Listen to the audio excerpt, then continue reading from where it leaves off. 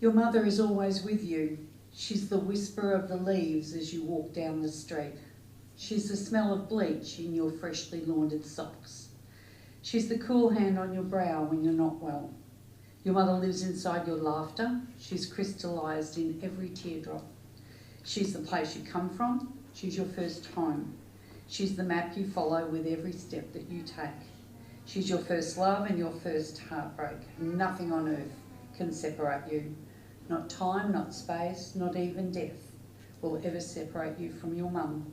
You carry her inside of you. Welcome. My name is Julie, and today, along with the staff from Peter Murray Funeral Services, we will be assisting Mary's family to navigate their way through what will be a long and difficult day for them all. This will be your opportunity to remember Mary, and it's also an ideal time to give thanks for her for the impact that she had on your life. Can I just ask that if anybody brought their mobile phone into the chapel that they ensure that it's turned off, please. Following this service, Mary will travel to the Bairnsdale Cemetery. Please follow the cortege as we make our way there. Then, following the short committal service at the cemetery, the family have arranged for a cup of tea and a light luncheon to be served at the Club Hotel. This hotel was very familiar to Mary. She recently celebrated her 80th birthday there. It is hoped that some of you will take time out of your busy schedules to share some of your stories of your time with Mary with her family. Should you prefer to raise a glass or two of something a little stronger, the bar will be open for you to purchase a drink.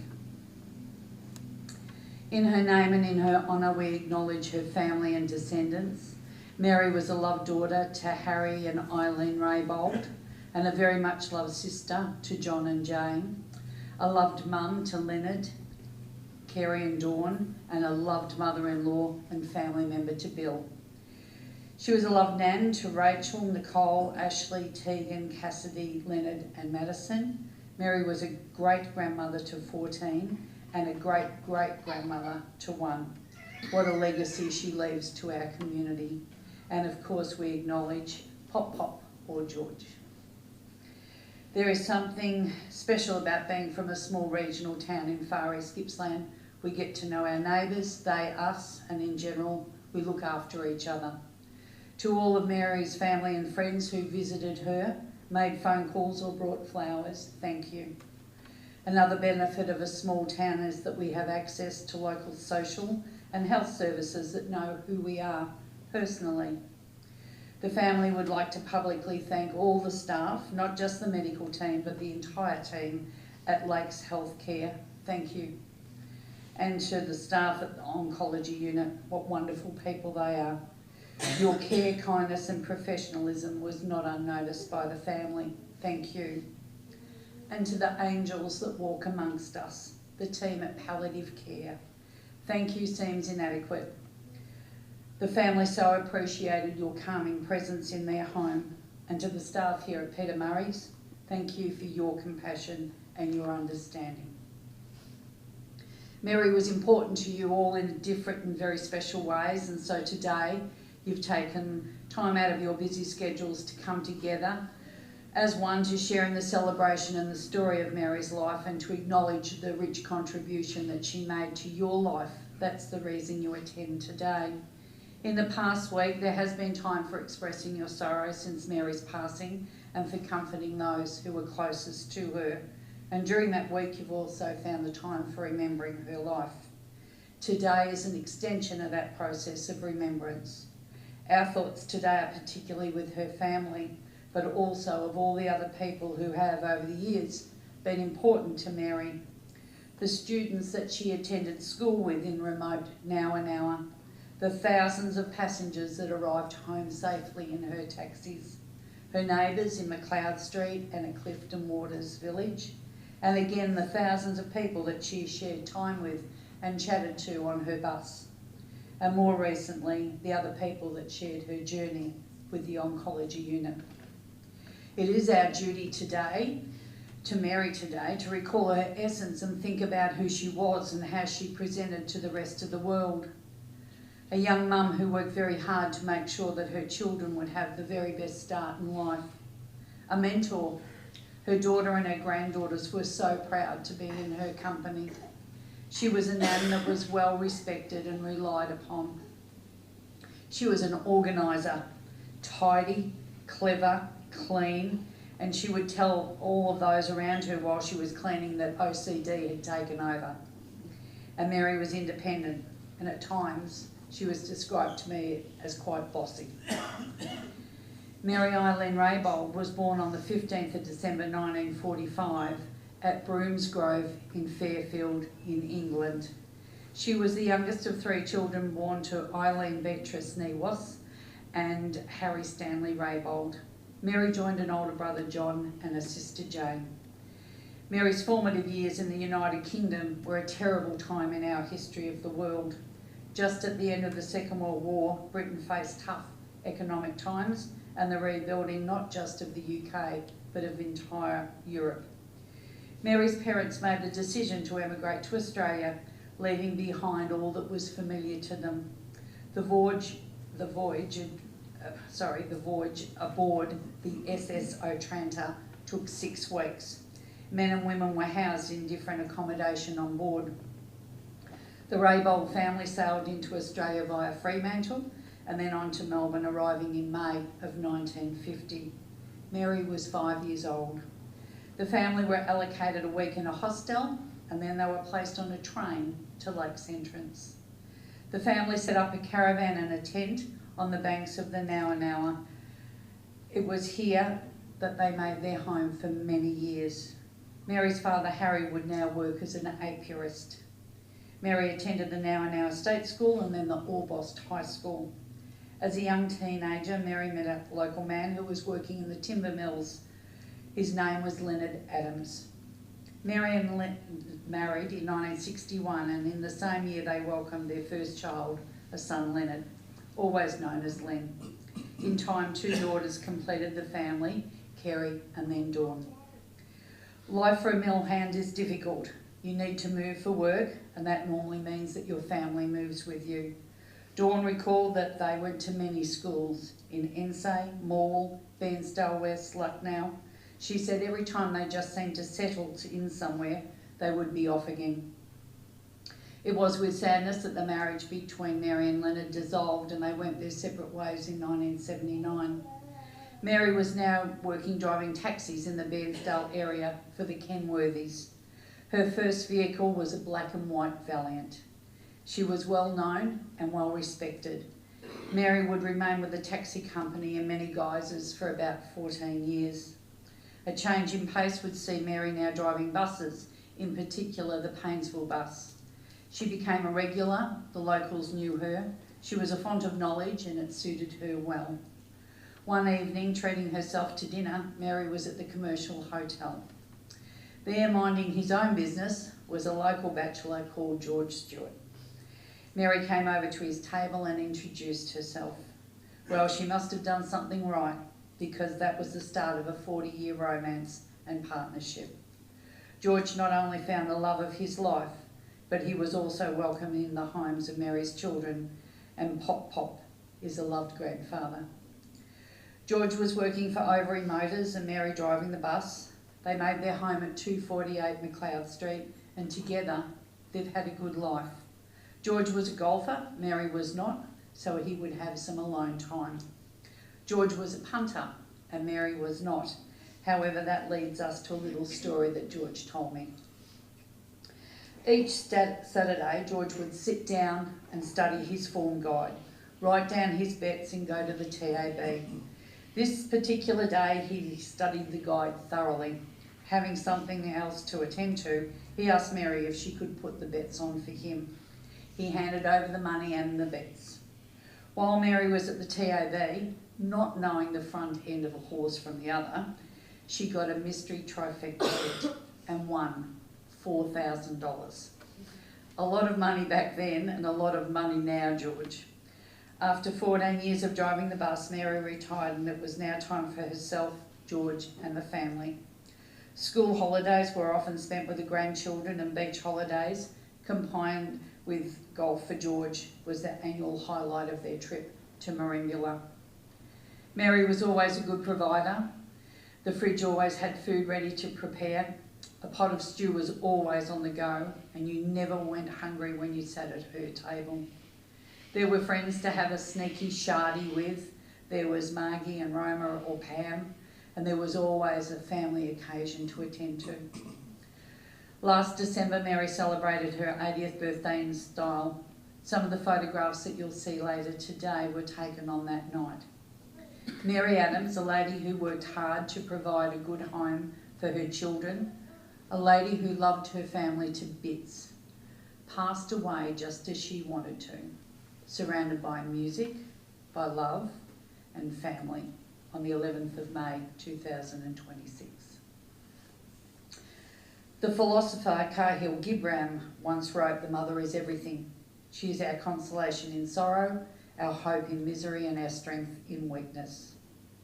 He who loses his mother loses a pure soul who blessed and guarded them constantly." This could well be written for Mary. Such was her love and devotion to her children and her grandchildren. As a mum and a nan, she loved you all unconditionally. We have several tributes from family members. I'd like to invite Len and Dawn, and then any of her grandchildren that would like to come forward in a show of family support. Some will speak, some will support the others, and some will just take this time to say a private farewell. Thank you.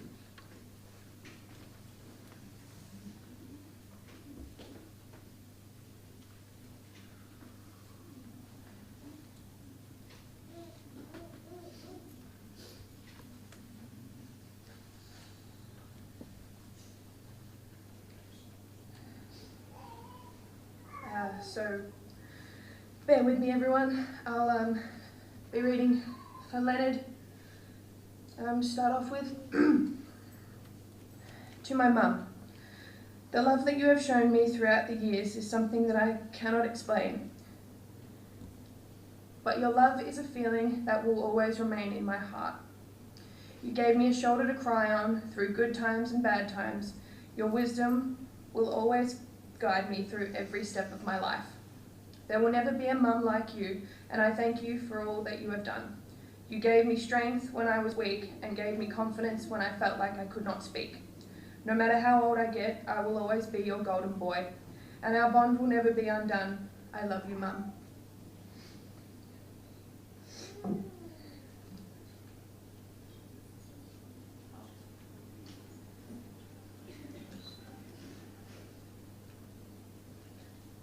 To my mum, there are no words for how much I love you.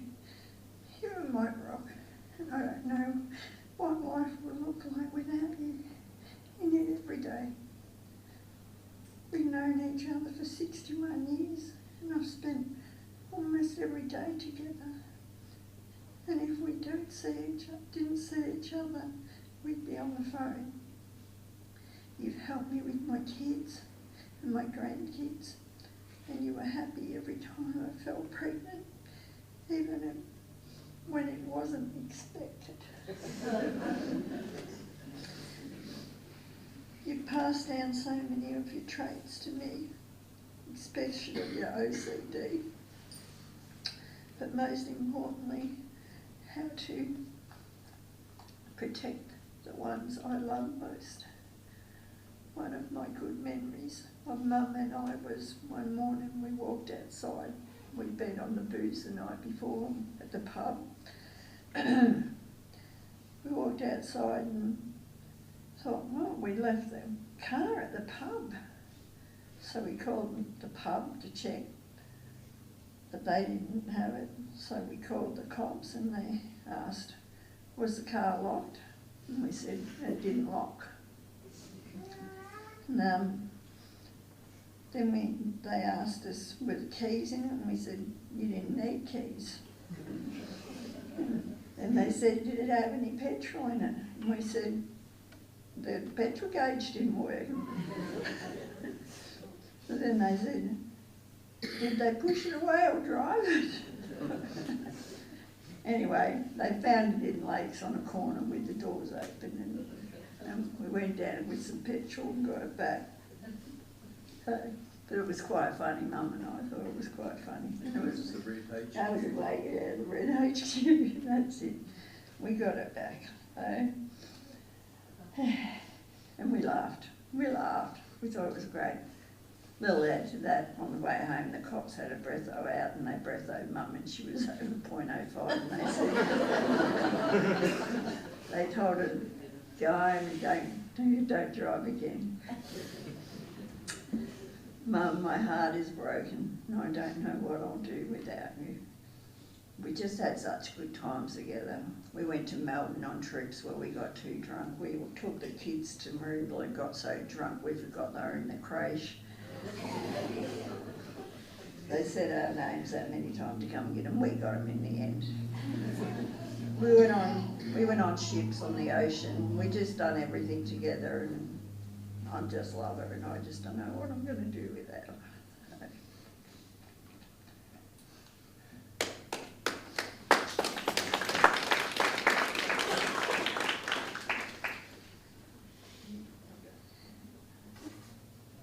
Sorry everyone, I'm back and I'm reading for Nicole. You can't believe how much pain I have in my heart without you. I have no idea how I'm supposed to live without talking to you or hearing your voice. You have always been my person. We had great dance parties, watching you shake your little hips with a wine in your hand, singing to your favourite songs. It's a beautiful memory that I'll love reminiscing about you. You did so much for all of us and always put everyone else before yourself.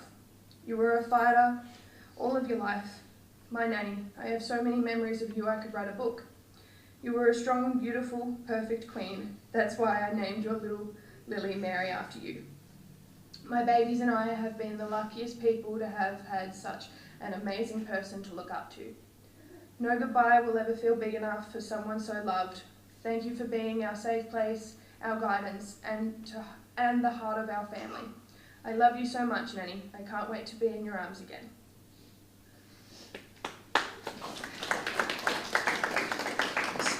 Sorry everyone, I'm just here to hear my voice a bit, aren't you?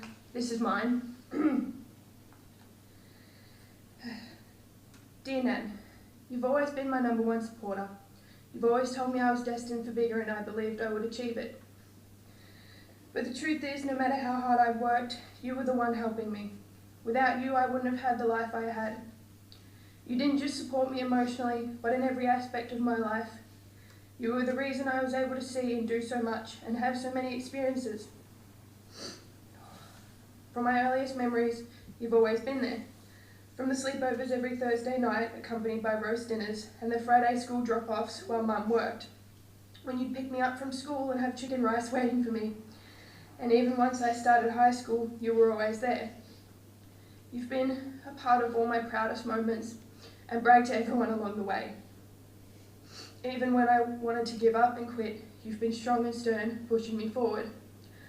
So Nan, although you may have left me, you've left me with your strength. You've shown me through your actions and your life that Adams Girls don't give up. So I promise to keep making you proud and show everyone how strong Adams Girls are. So you better keep watching. I love you, Nan, from my start until my end.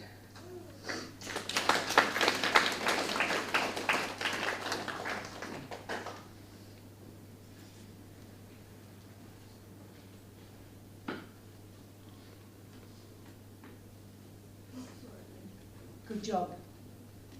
Good job, Madison. I have a tribute from James, grandson, that can't be here today. I would like to start off with an apology to my Nan because I couldn't make it today. I'm sorry, Nan. I've never had to write a eulogy before. It's devastating that this is my first and it's for my Nan. I remember every morning throughout primary school, Jake and I would come over to your house for breakfast. You would make us ham and cheese toasties with a cup of hot chocolate for the two of us. I never liked ham, but those toasties were the best things I've ever eaten. One morning, Jake and I were at your house before school. You were out the back playing, we were out the back playing, and you were in the shower getting ready to take us to school with Pop. We loved playing with the hose, not realising that it was changing the temperature for you inside in the shower, until we could hear you scream out, "George!" I'll always long to hear that again. Our last FaceTime with you was 2 days ago before you passed, and I asked you what you wanted me to get tattooed in homage to you. You told me that you wanted me to get a masquerade with a big feather and vibrant colours. You always loved and supported me through my sexuality. I've always wanted to go to the Mardi Gras with you and Nan. So when, Nana, I get to go, wherever that will be, you'll be with us like you always wanted. You'll always be with me no matter where I am. From the 11th of May, my life changed because my life will never be the same without you. For the next time we see each other, I'll make sure to bring the Riesling, and if you bring the toasties. I love you, Nan. Good boy, James. Yeah.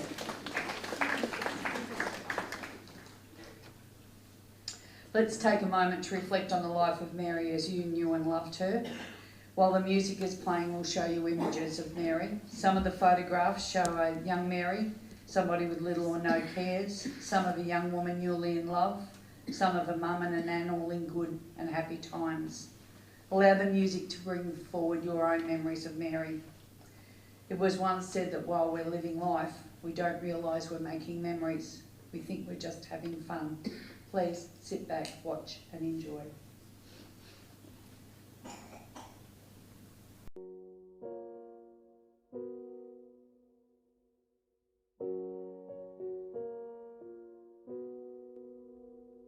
I took the supermarket flowers from the windowsill.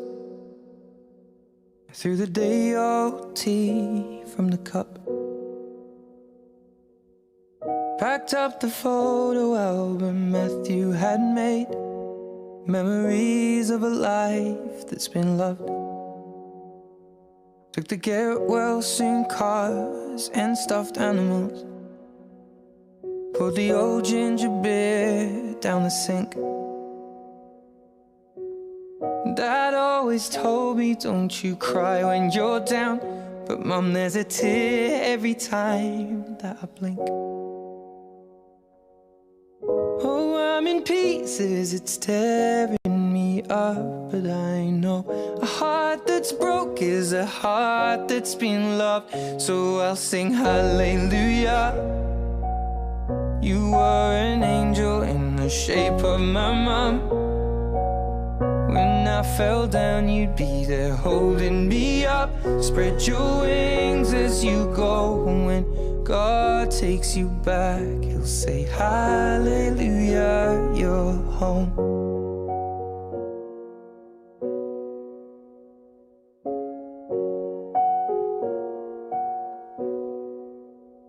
I fluffed the pillows, made the bed, stacked the chairs up, folded your nightgowns neatly in a case. John said he'd drive, then put his hand on my cheek and wiped a tear from the side of my face. And I hope that I see the world did. 'Cause I know a life with love is a life that's been lived. So I'll sing hallelujah. You were an angel in the shape of my mom. When I fell down, you'd be there holding me up. Spread your wings as you go. And when God takes you back, he'll say hallelujah, you're home.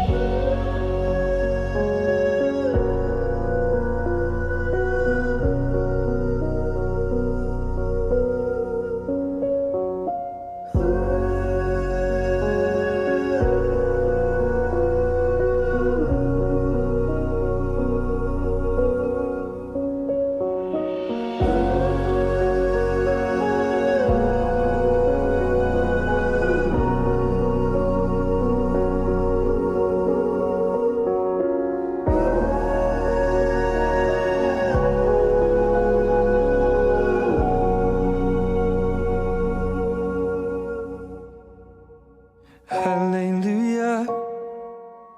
You were an angel in the shape of my mom. You got to see the person I have become. Spread your wings and I know that when God took you back, he said hallelujah, you're home.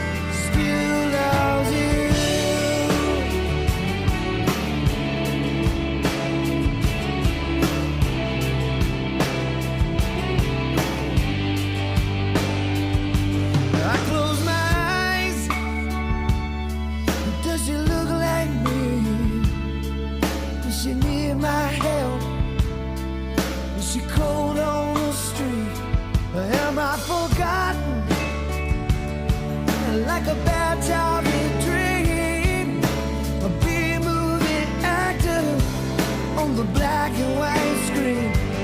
I love you, mama, but I wanna tell her too. 'Cause that little boy still loves you. 'Cause that little boy still loves you.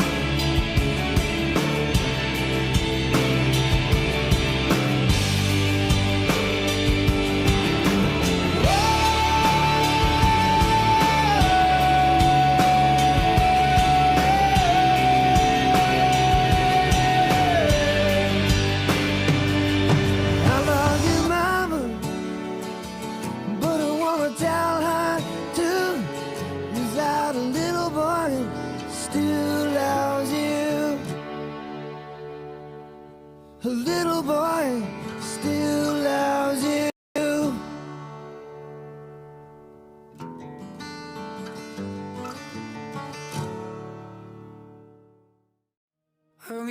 morning, there's a message on my phone. It's my mother saying, darling, please come home. I fear the worst, but how could you leave us all behind? There's so much to say, but there's so little time. So how do I say goodbye?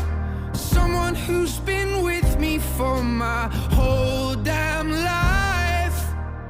You gave me my name and the color of your eyes. See your face when I look at mine. So how do I say goodbye when I couldn't? You always saw the best in me. Right or wrong, you were always on my side. But I'm scared of what life without you's like. And I saw the way she looked into your eyes. And I promise if you go, I will make sure she's alright. So how do I say goodbye? Someone who's been with me for my whole damn life. You gave me my name and the color of your eyes. See your face when I look at mine. So how do I say goodbye? And there's no way you could ever let me down.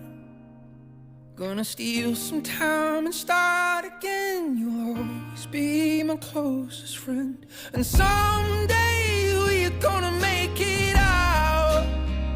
Just hold the light. Just hold the light high, high. So how do I say goodbye? Someone who's been with me for my whole damn life.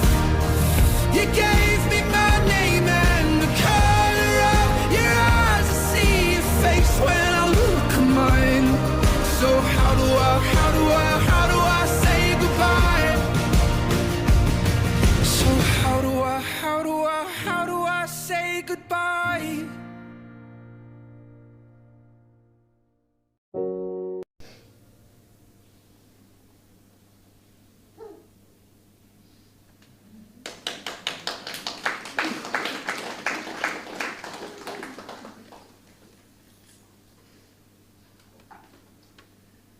A wise man once said a memory is something that sneaks out of your eyes and rolls down your cheeks. I know Madison put an awful lot of work into that production. Just close off with a few words. I'm gone now, but I'm still very near. Death can never separate us. Each time you feel a gentle breeze, it's my hand caressing your face. Each time the wind blows, it carried my voice whispering your name. And when the wind blows your hair ever so slightly, think of it as me as pushing a few stray hairs back in place. And when you feel raindrops fall on your face, it'll be me placing soft kisses. Tonight, look up to the sky and see the stars shining so brightly. I am now one of those stars, and I'll be winking at you. So never forget, you were the apple of my eye. One thing we can be certain of today is that Mary would not want you to be sad, but to remember her with a smile on your face and a thought to the good and the happy times in her life. And she had so many of them. And in that process, we might be able to find some things to be glad about today. We are glad that her tired body is at peace. We are glad for the joys that Mary had and for the fullness of her life. We are glad that we saw her face and felt the pressure of her hand. And we are glad for having known her and for the things that she gave and the things that she taught us. Could you please stand as we're about to make our way out of the chapel?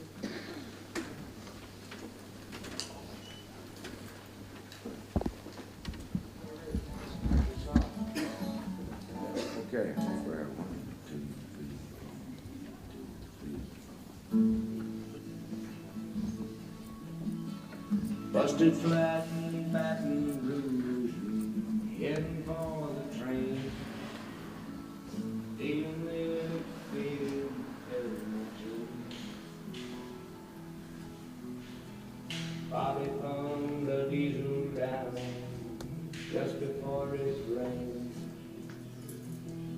us all away through all things. I took my harpoon out of my dirty red bandana and was blowing sad while Bobby sang the blues. With them windshield wipers slapping time and Bobby clapping hands, we finally sang of Bell, the song that driver knew. Freedom's just another word for nothing left to lose. Nothing ain't worth nothing, but it's free. Feeling good was easy, Lord, when Bobby sang the blues. Feeling good was good enough for me. Good enough for me and Bobby. Please follow us out of the chapel. Please also use the side doors. From the coal mines of Kentucky to the California sun, Bobby shared the secrets of my soul. Standing right beside me, Lord, everything I've done. Every night she kept me from the cold. Then somewhere